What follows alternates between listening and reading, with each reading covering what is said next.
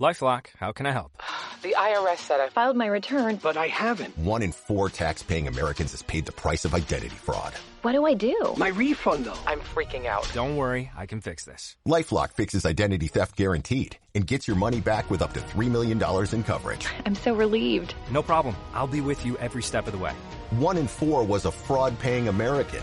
Not anymore. Save up to 40% your first year. Visit LifeLock.com/podcast. Terms apply. Listen, all you New Yorkers. Taxi. Okay, we're looking around. This is the 77 WABC minicast. I think as soon as you die, if you're on the right side of things, you find out everything, and that's kind of an awesome, I have to process death. This is one of the ways I process death. I think that I really believe he's with God right now, and I believe he lived an extraordinary life, and he was happy. Let's face it, the guy could never take the smile off his face, right? I've never seen him angry.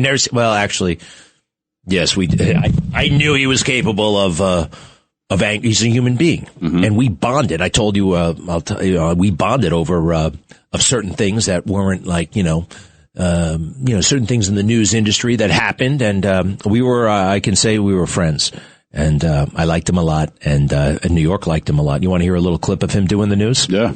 This is, and I do remember this. I was in 6th grade. It was like the biggest thing that ever happened other than the hostages. It was a huge, huge deal. John Lennon shot and killed, and this relatively, new reporter to New York City, Ernie Anastos, it was like, wow, this guy is just going to make us feel better about everything. And he really had that ability. Ernie Anastos, cut 22. This is December 1980 in Central Park after John Lennon died. Cut 22. And today we're here at Central Park, 7 days after John Lennon met with a violent death. And we're listening in the background is Give Peace a Chance.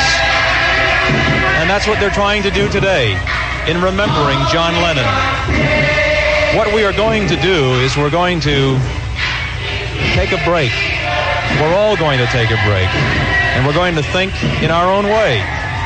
Because beginning at 2 o'clock, momentarily, we'll have a 10-minute silent prayer in memory of John Lennon.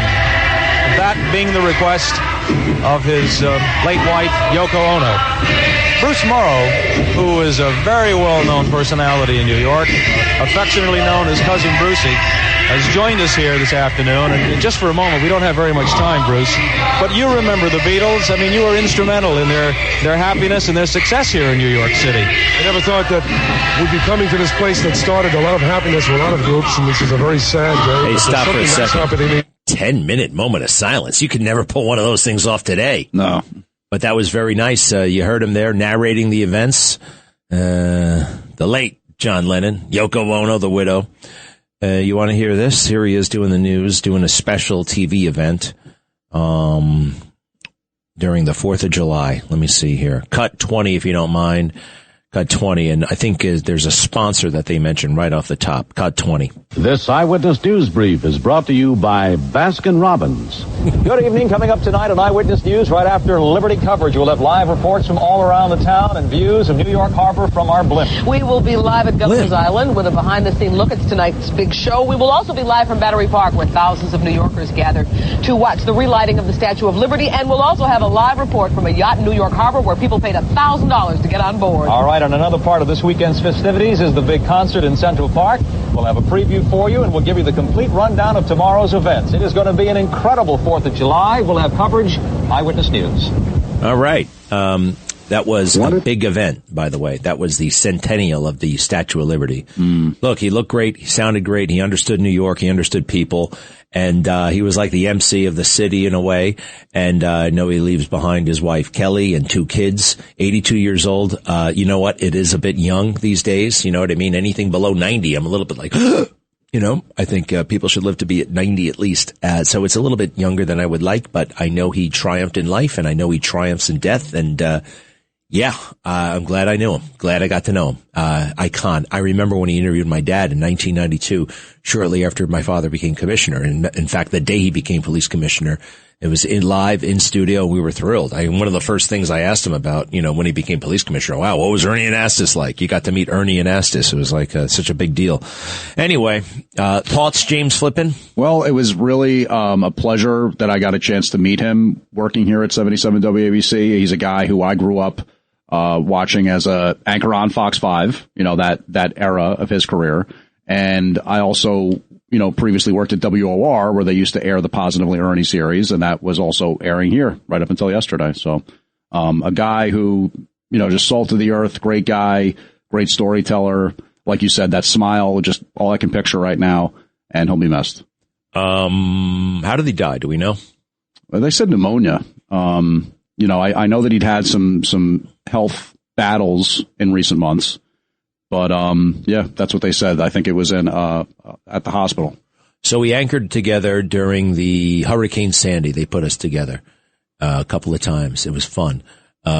Interesting, big guy. So I was watching him in the 4th grade. Mm-hmm. Let's see. Rosanna Scotto, my former co-anchor, and his former co-anchor paid him a nice tribute. Let's listen to a little bit of this. Cut 19, if you don't mind. Cut 19.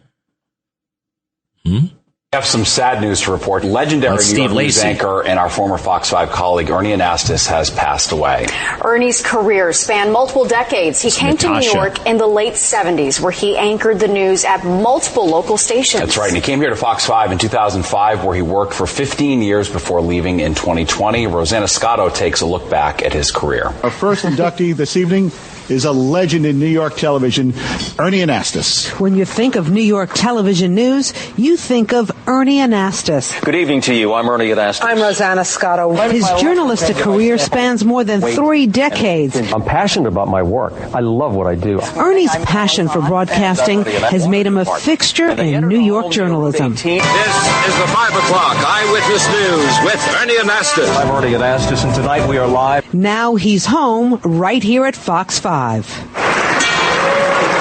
5 people are part of the community. We are a fabric, and we know what people are thinking about. As a seasoned anchor, Ernie has covered the gamut of major news stories. All next week at 5, Ernie Anastos takes you to Cuba. 5 years later, the question everyone has is, could it happen again? This is all part of an assignment, one of many. He's gained the respect of world leaders. Right now. I want to thank Ernie Anastos for being here and being our master of ceremonies, for the wonderful job he did last night. And entertainers alike. Ernie, if you're watching, can you give me a call? One thing about anchormen, they rarely smile. Oh, too much on their minds. Not Ernie. He's always smiling. Ernie continues to step away from the anchor desk and right into the heart of breaking news. Lady Liberty was closed for a while, but now it's been reopened. Stop! Ooh, yeah. Stop. Are they going to bring up the chicken? You think they're going to bring up the chicken in this report? I doubt it. All right. Well, we'll talk about the chicken. All right. Oh, we can talk about the chicken? Yeah, we can talk about the chicken. Okay. It's okay if I bring it up. You Yeah. are very disrespectful. No, you're all right. Keep going. Now there's a new chapter in this news legend's career. Author Ernie is writing a series of children's books with a news theme. The first book, appropriately titled Ernie and the Big News. It really helps children to learn, to grow, and to dream. What you've done is something that is going to live in our television history. I want to wish you all good news in your life, because when it's all said and done, it's really about family and friends. I guess they're not going to bring up the chicken. I will, and I'll tell you what happened, okay? Yeah. Because Ernie was unfairly accused of uttering a profanity. That was what I call, and I actually studied this, and I presented my findings to Ernie, and he totally agreed. That was something called an acoustical anomaly. All right? There was basically, he did not utter what was heard. Mm-hmm. This has happened before. It comes to light in the Kennedy assassination. It also comes to, there was also an instance of this when, what's his name? Neil Armstrong stepped on the moon. He did say, that's one small step for a man. That's one giant leap for mankind, because that's grammatically correct, and that's what he said. But all you heard was, that's one small step for a man. Oh, so one mall per man. And because the A got cut out by the mic? A got cut out, and there are things that happen like that. So he did not say that. He said, keep plucking that chicken, right? But there was basically the microphone, it's a microphone design flaw. Yeah. And that's why, so everybody went bananas with it. I think they even mentioned it in the New York Times obituary. But you know what? In a career as long as his, if, something like that's going to happen sooner or later. It is weird with audio, though. Like, it makes me want to move my head away from the mic if I say, like, the P sound is the one that messes it up, right? It's the, and that kind of can sort of sound like an F if it distorts the audio. I think you just have a learning disability, actually. But with Ernie, it was not his fault.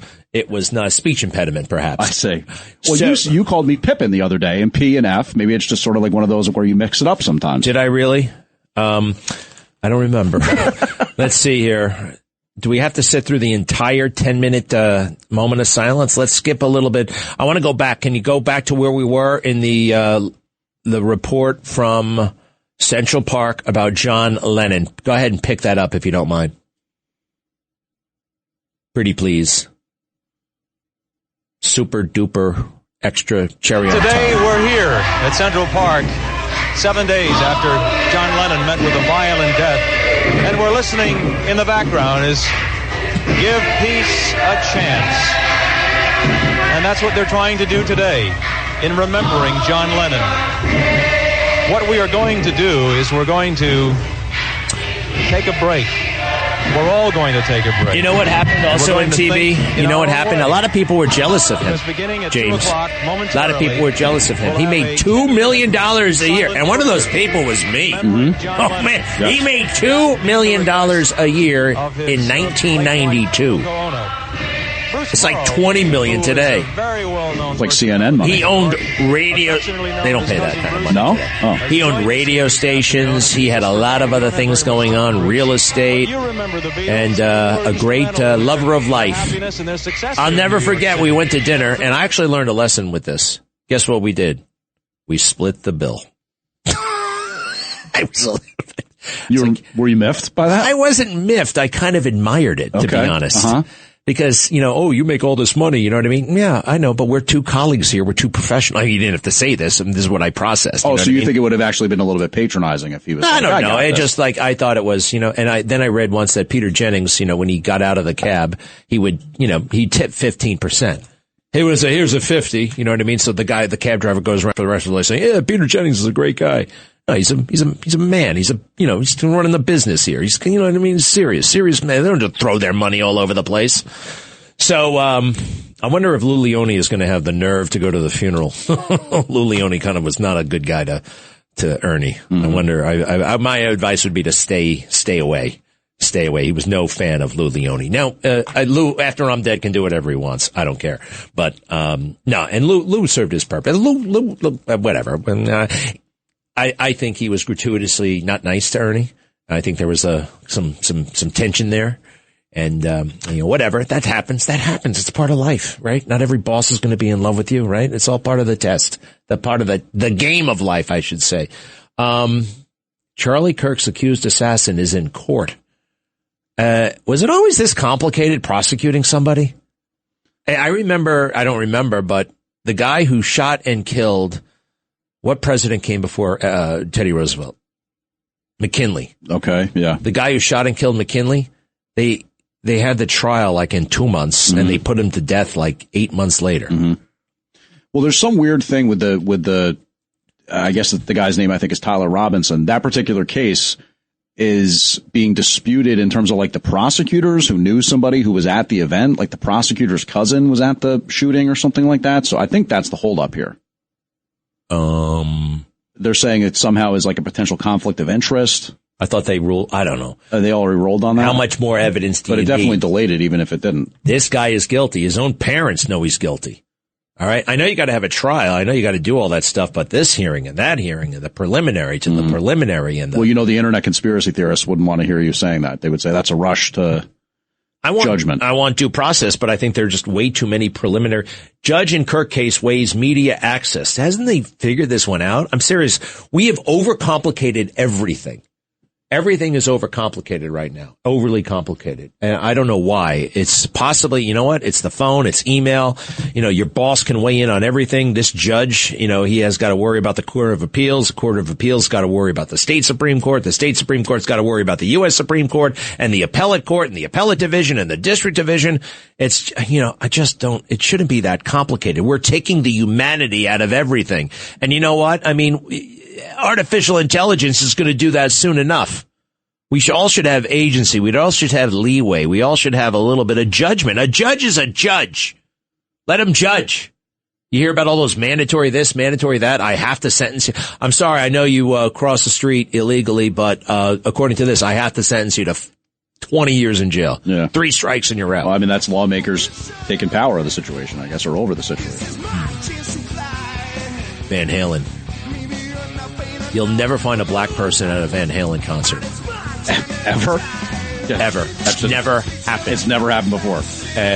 You know, there's diversity in almost every music except Van Halen music. Van Halen. That's not good or bad. Mm-hmm. It's just a fact. Anyway, we love Van Halen and white people and black people. It doesn't matter. It just happens to be that way. We'll be right back.